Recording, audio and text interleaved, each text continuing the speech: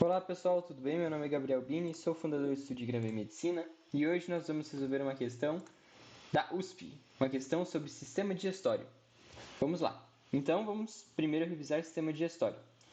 O sistema digestório, ele começa pela boca, vai para o esôfago, estômago, intestino delgado, intestino grosso, reto e ânus. Então, o que a gente tem que fazer? Começar pela boca. A boca ela é formada por 32 dentes, que inclui os incisivos, que são 4 no arco superior e 4 no arco inferior. A gente tem os caninos, que são laterais em relação aos incisivos. Os caninos estão em 1, 2, 3, 4, 2 no arco superior, 2 no arco inferior. E os caninos eles possuem um formato um pouquinho diferente, um pouquinho mais lapidado. A gente tem os pré-molares, que aqui a gente tem 1, 2, 3, 4, 5, 6, 7, 8. E os molares que são aqui no final. 1, 2, 3, 4, 5, 6, 7, 8. Beleza. Os incisivos que estão aqui na frente servem para cortar os alimentos. Os caninos que são mais lapidados, eles servem para rasgar os alimentos. Os premolares que ficam mais laterais em relação aos caninos, eles servem para esmagar os alimentos e os molares servem para triturar os alimentos. Então, os dentes eles são responsáveis pela digestão mecânica, ou seja, quebrar, dividir em pedaços bem menores o alimento que foi ingerido. A gente também tem glândulas salivares. As glândulas salivares são as parótidas, que são grandes, próximas à orelha. A gente tem a glândula salivar submandibular, que fica mais próximo, embaixo da mandíbula. E a sublingual, que fica embaixo da língua. A gente tem as glândulas salivares para produzir saliva. E a saliva ela contém a amilase salivar, que é uma enzima que faz a digestão química dos carboidratos. Química porque utiliza enzima. E digestão porque vai quebrar o amido, que é uma molécula grande, em maltose. Maltose que é uma molécula menor, um disacarídeo. Beleza, agora a gente tem o esôfago. O esôfago, que ele é um órgão muscular, ele é responsável por conduzir o alimento da boca até o estômago. Estômago. O estômago ele é um órgão que possui glândulas mistas. A gente tem glândulas endócrinas e glândulas exócrinas. A porção endócrina ela possui células G. Essas células G elas produzem e liberam a gastrina. A gastrina ela é um hormônio.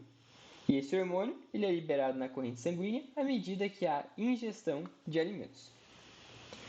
Já na porção exócrina, a gastrina age. Ela age principalmente nas células parietais, que liberam ácido clorídrico. A gastrina ela também age liberando pepsinogênio nas células chefe. Tá, e para que serve o pepsinogênio e o ácido clorídrico? Se eu pego pepsinogênio e junto com o ácido clorídrico, eu formo a pepsina. A pepsina ela é uma enzima muito importante para o corpo humano, já que ela faz a digestão química das proteínas, transformando as proteínas, que são moléculas grandes, em aminoácidos, que são moléculas menorzinhas e conseguem ser absorvidas. Além disso, é importante lembrar que o álcool ele é absorvido no estômago. Além disso, é importante destacar que a pepsina ela vai quebrar a proteína em aminoácido. E esse aminoácido ele vai continuar no trato digestório, onde ele vai chegar no intestino delgado e vai poder ser mais digerido. Intestino delgado, que eu tinha falado. Ele possui 3 porções, 3 partes. A gente tem o duodeno, que é essa porção inicial em azul, que ele tem 25 a 30 centímetros de comprimento. E a região do duodeno, ela está bem próxima do pâncreas, da vesícula biliar. Por quê? Porque é nessa região do duodeno que vai ter o suco entérico, que é produzido pelo próprio duodeno, para fazer digestão de carboidratos, proteínas e lipídios. Recebe o suco pancreático, já que está próximo da porção exócrina do pâncreas. Recebe o suco pancreático, que faz a digestão de sacarídeos, proteínas e lipídios.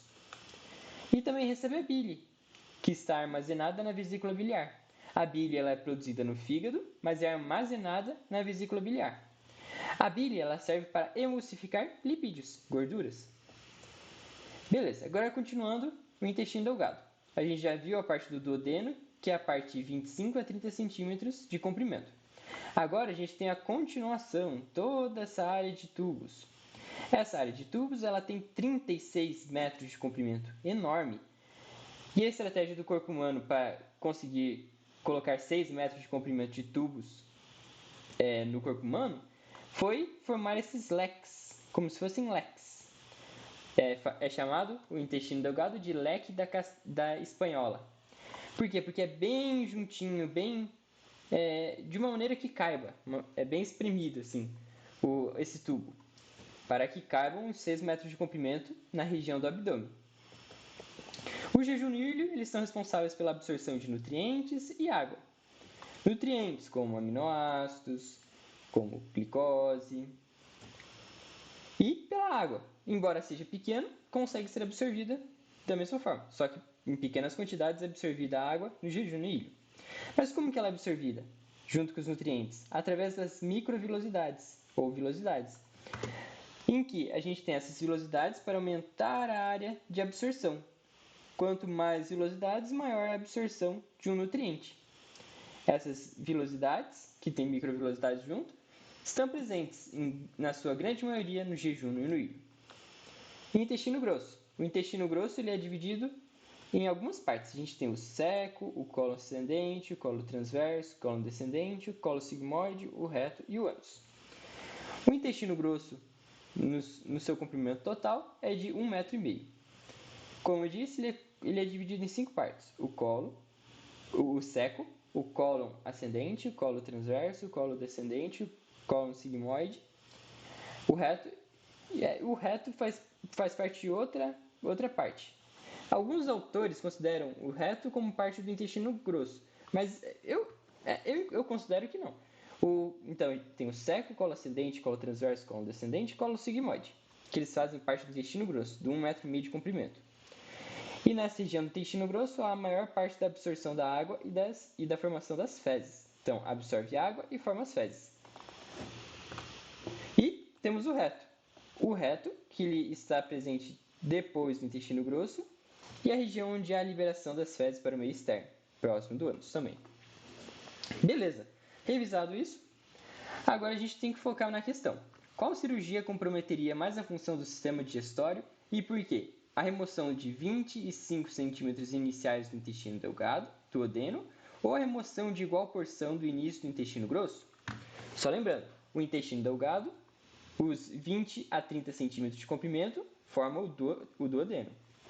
O duodeno que é uma região que recebe muitas enzimas, muitos sucos, pancreático, entérico e a bile.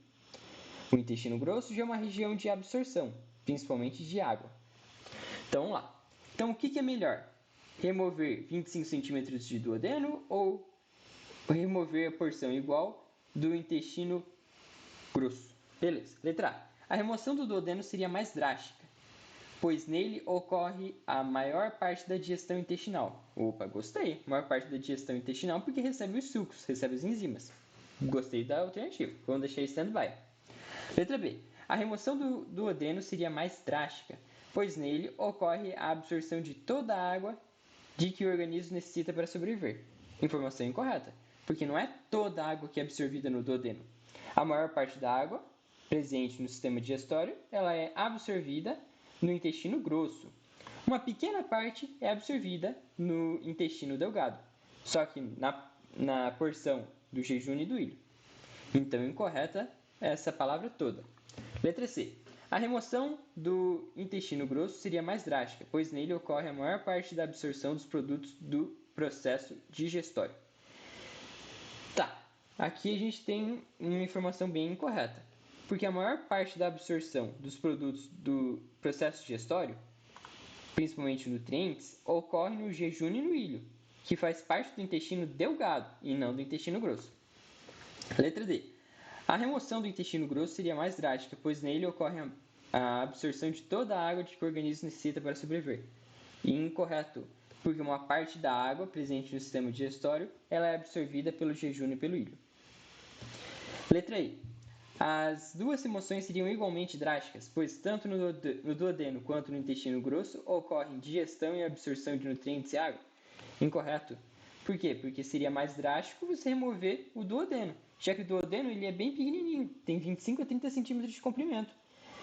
Removendo 25 centímetros, acabaria com todo o duodeno, ou seja, não conseguiria fazer a sua atividade, como diz na letra A.